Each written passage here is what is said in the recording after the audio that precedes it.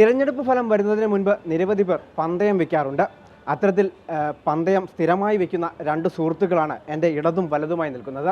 ഇവർ രണ്ടുപേരും ഒരാൾ LDFിൻ്റെയും ഒരാൾ UDFിൻ്റെയും പ്രവർത്തകരാണ്. എന്തായാലും നമ്മളൊക്കെ അവരോട് തന്നെ ചോദിക്കാം, ഇത്തവണ എന്താ പന്തയം വെച്ചിരിക്കുന്നതെന്ന്. ഈ വേക്ക് LDF വന്നാൽ പുള്ളിക്കാരൻ മുട്ടയടിക്കും, UDF വന്നാൽ എൻ്റെ തലയെ മുട്ടയടിക്കും. എല്ലാ പ്രാവശ്യവും ഇത്തരത്തിൽ പന്തയം വെക്കാറുണ്ട്? അതൊക്കെ ഉണ്ട്. മുനിസിപ്പൽ ഇലക്ഷന് വെച്ച് എൻ്റെ മീശ പോയി. ഇപ്പോൾ ഈ വേക്ക് ഇത് നിയമസഭയ്ക്ക് വെച്ചേക്കുവാണ്. ഇത്തവണ എങ്ങനെ പന്തയത്തിൽ ജയിക്കുമോ? പന്തയത്തിൽ ജയിക്കും. LDF ഒരു 90-85 സീറ്റ് പിടിച്ച് അധികാരത്തിൽ വരുമെന്ന് നമ്മുടെ വിശ്വാസം. പത്തനംതിട്ട ജില്ലയിലെ 5 മണ്ഡലങ്ങളിലും എങ്ങനെയായിരിക്കും? 5 മണ്ഡലങ്ങളും LDF പിടിക്കും. അത്തരത്തിൽ തന്നെയാണോ ഈ പന്തയത്തിൽ അദ്ദേഹം ജയിക്കുമെന്ന് പറയുന്നത്?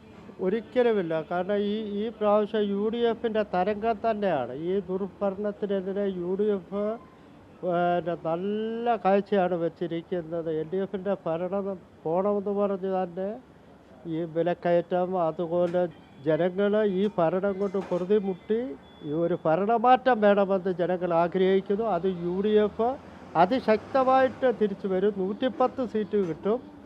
പിന്നെ വി ഡി സതീശൻ തന്നെ മുഖ്യമന്ത്രിയാവും. കേരളം നല്ല ഒരു ഭരണം UDF കാഴ്ചവെക്കും. കഴിഞ്ഞ തെരഞ്ഞെടുപ്പിൽ ഇതേപോലെ പന്തയം വെച്ചു.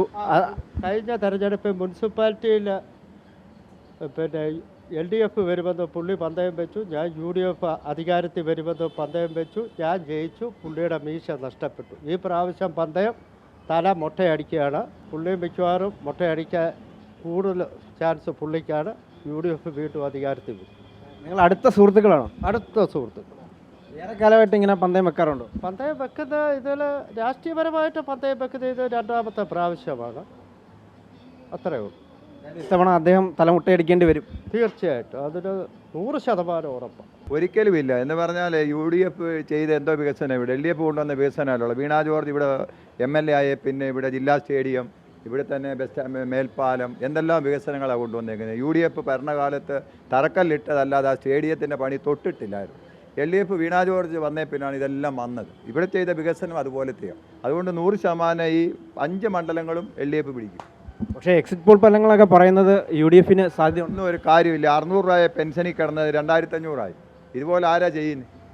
ഇവരെ ചുമ്മാ അങ്ങോട്ടും ഇങ്ങോട്ടും അടിപിടി ഉണ്ടാക്കാനല്ലാതെ ഇവരെ കൊണ്ടൊന്നും പറ്റത്തില്ല. LDF കാരണം 100% മൂന്നാമതും LDF വരും.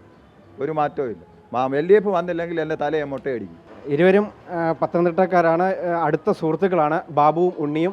എന്തായാലും ഈ പന്തയത്തിൽ ഇതിൽ ആര് ജയിക്കുമെന്ന് എന്തായാലും ഫലം വരുമ്പോൾ അറിയാം. ക്യാമറമാൻ രതീഷ് മാർബിസിനൊപ്പം കണ്ണൻ ദേവ്, അമൃത ന്യൂസ്, പത്തനംതിട്ട.